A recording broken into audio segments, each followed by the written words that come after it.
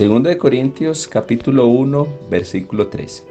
La palabra de Dios dice: Bendito sea el Dios y Padre de nuestro Señor Jesucristo, Padre de misericordias y Dios de toda consolación, el cual nos consuela en todas nuestras tribulaciones. Qué bendición es, mis amados hermanos, poder seguir adelante con este hermoso devocional sobre Segunda de Corintios. Bueno, seguimos en el versículo 3. Y en esta ocasión, qué bueno es meditar y reflexionar en la pregunta: ¿por qué la necesidad del Dios de toda consolación? ¿Por qué la necesidad del Dios de toda consolación? Porque en el versículo 4, el apóstol Pablo nos está diciendo que ese Dios de toda consolación nos consuela en todas nuestras tribulaciones. Pero ¿por qué la necesidad de ese Dios de toda consolación?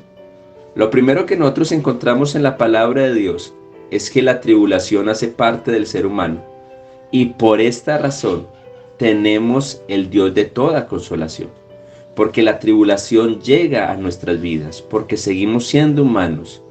La palabra de Dios dice en Job, capítulo 5, versículo 7, cuando Elifaz estaba aconsejando a Job, le dice: pero como las chispas se levantan para volar por el aire, así el hombre nace para la aflicción. Y es interesante la interpretación de Elifaz, porque él dice que el hombre nace para la aflicción. Y Job también dice en el capítulo 14, versículo 1, el hombre nació de mujer, corto de días y hastiado de sinsabores. Y él se hace una pregunta, Jeremías se hace una pregunta en el capítulo 20, verso 18.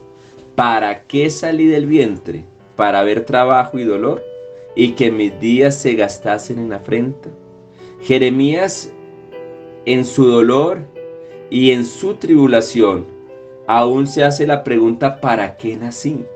¿Cuántas veces, lastimosamente, a causa de la tribulación y del dolor, la gente se pregunta: ¿para qué nací? Debí haber nunca nacido, debí haberme muerto cuando era un bebé. Y eso es lo que está diciendo Jeremías. Jeremías dice: ¿para qué salí del vientre? Y esto es muy interesante. ¿Por qué? Porque es que la tribulación hace parte, el dolor hace parte del ser humano.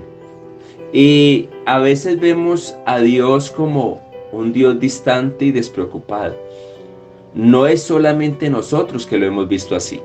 Los que hemos pasado por tribulación, los que hemos pasado por dificultad, hemos sentido en muchas ocasiones que Dios nos ha dejado, que Dios ya no está con nosotros, que como que le ofendimos tanto que Él se apartó.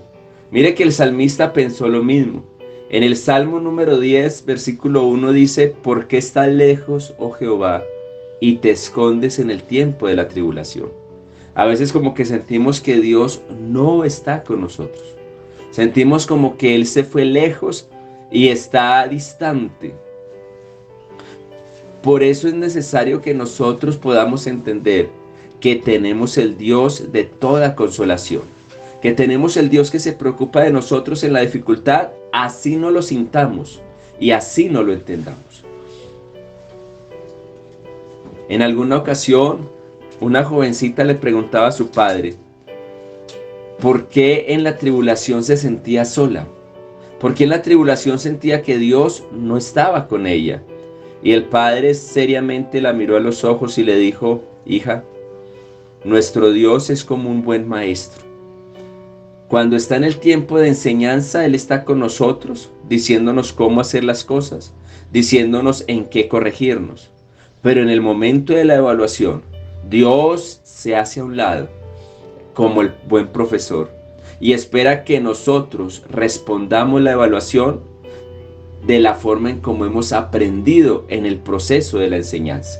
Así es nuestro Dios. No es que Él nos deje, no, Él nunca te deja. Él nunca se aparta de ti, solamente que Él guarda silencio en el momento de la evaluación. Él está esperando a que nosotros hayamos aprendido que Él está con nosotros, aunque nosotros no lo sintamos o aunque nosotros pensemos que Él está lejos. Él guarda silencio en el momento en que Él está esperando para saber si aprendimos o no aprendimos. Pero es normal que sintamos que Él está lejos. Job en el capítulo 13, versículo 24 dice: ¿por qué escondes tu rostro y me cuentas por tu enemigo? ¿Por qué escondes tu rostro y me cuentas por tus enemigos? A la hoja arrebatada has de quebrantar y a una paja seca has de perseguir.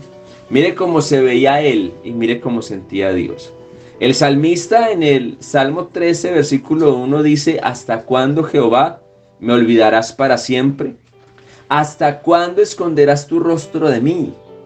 Mire que él sentía que Dios lo había olvidado y que Dios estaba escondiendo de él. Y en el Salmo 22:1 hay unas palabras que muchos la hemos escuchado. Dice: Dios mío, ¿por qué me has desamparado?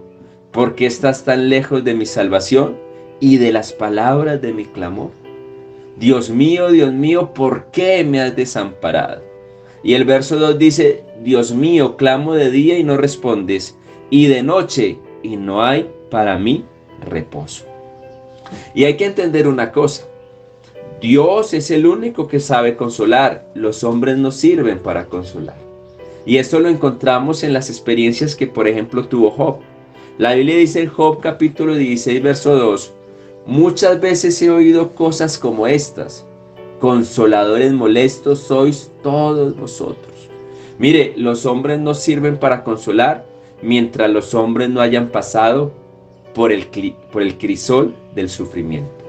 Ahorita más adelante vamos a ver para qué sufrimos. Y vamos a ver que en 2 Corintios nos muestran 3 razones por las cuales nosotros sufrimos. Y qué bueno es que la aprendamos para que cuando estemos en el sufrimiento tengamos claro el por qué sufrimos. ¿Por qué? Porque los hombres que no sufren, los hombres que no tienen tribulación, no entienden a aquellos que están pasando por la tribulación.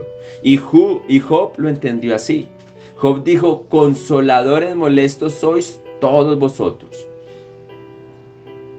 Y en el versículo 3 dice: ¿tendrán fin las palabras vacías o que te anima a responder?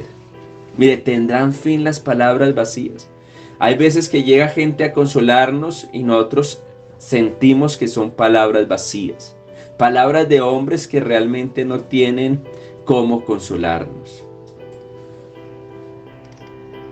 En Job capítulo 21, verso 34, dice la palabra de Dios: ¿cómo pues me consoláis en vano, viniendo a parar vuestras respuestas en falacia, en mentira?